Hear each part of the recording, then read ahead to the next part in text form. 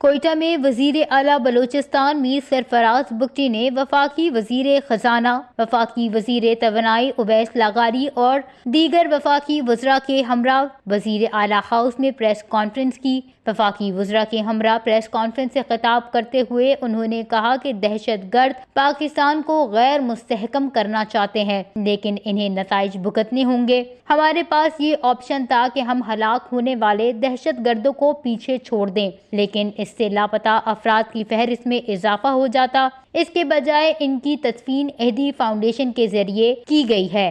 देखिए, ये सारी चीजें दो तरीके हैं जिससे टेररिज्म से लड़ा जाएगा। एक काइनेटिक है, उस काइनेटिक के हवाले से मुमकिन है ये फौरन नहीं है जिस पर हम डिस्कस करें, वो आपको पता चल जाएगा और टेररिस्ट को भी पता चल जाएगा बहुत जल्दी कि वो हमारी पॉलिसी उस बारे में क्या है। दूसरा है ये नॉन काइनेटिक, जिसमें ये सारे लोग आज हम इकट्ठे हो रहे हैं। वो सिक्योरिटी का पैराडाइम और डेवलपमेंट का पैराडाइम दोनों ने पैरेलल चलना है। जब दोनों ने पैरेलल चलना है तो उसमें प्रोविंशियल गवर्नमेंट के कुछ रोल है, कुछ फेडरल गवर्नमेंट का रोल है।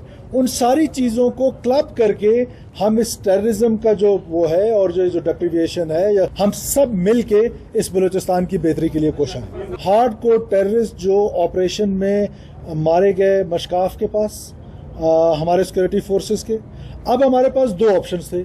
एक ये कि हम उन लाशों को वहीं पर छोड़ देते, जो हमारी कानूनी जिम्मेदारी थी कि हम उन लाशों को वापस लेकर आएं, उनका डीएनए कराएं और पता चले कि कौन लोग थे ये जो रियासत पाकिस्तान से लड़ रहे थे।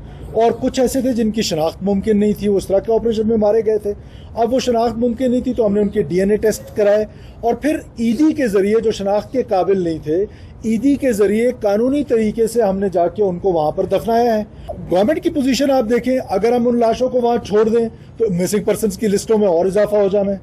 और वो लोग जो आज रियासत पाकिस्तान से लड़ रहे हैं, वो अगर ना लाएं तब भी, अगर लाएं तब भी इशू है। पाकिस्तान का आइन नहीं देता, रियासत पाकिस्तान के कानून नहीं देते कि आप टेररिस्ट को ग्लोरीफाई करें। हमने ईदी को दिए जिनकी पहचान शनाख्त मुमकिन नहीं थी, उन्होंने दफना दिए, हर एक का प्लेट लगाया, हर एक का नंबर लगाया। जिस किसी का डीएनए मैच होगा उस डीएनए वाले को उसकी लाश का पता चल जाएगा कि उसकी लाश वहां दफन है, वो और अमानतन दफन किए गए। ये कोई इसमें हुकूमत की बदनीयती नहीं है। ये हार्ड कोर टेररिस्ट थे जो लड़ाई में मारे गए और उन्हीं को ईदी के जरिए दफनाया गया है और हम इसको कंटिन्यू रखेंगे। किसी सूरत में भी हम कोई भी सवाल जो है उसको अनटर्न नहीं छोड़ेंगे कि आज हम अगर उनको वहां छोड़ दें, कल मिसिंग पर्सन की लिस्ट में 13 और का इजाफा हो जाए, पता चले कि ये लोग तो मारे गए, कहां से फिर इनको ढूंढेंगे। सरफराज बुगटी ने मजीद कहा कि हर 2 माह बाद वफाकी वज़रा कोयटा आएंगे और इजलास होगा। वफाक की जानिब से ट्यूबवेल सोलर मंसूबे के फंड्स अप्रैल तक मिल जाएंगे।